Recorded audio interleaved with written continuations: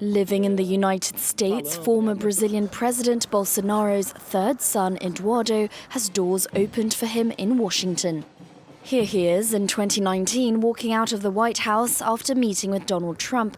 But that very inner circle access is exactly what landed him a 4-year prison sentence back in Brazil.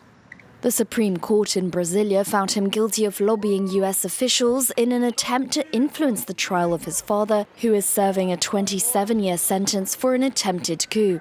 According to the court, while serving as a federal deputy in Brazil, Eduardo Bolsonaro pressured the US government to intervene in the trial by imposing sanctions on the court's justices and tariffs on Brazilian goods last year.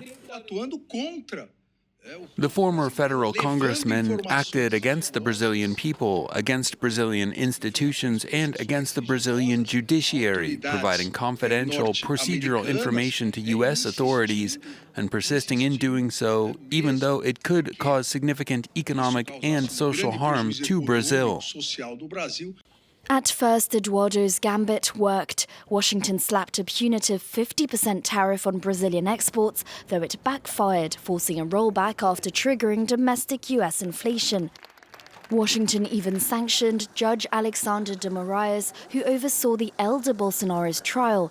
But those sanctions were quietly dropped last December after a new law opened the door to reduce Jair Bolsonaro's sentence.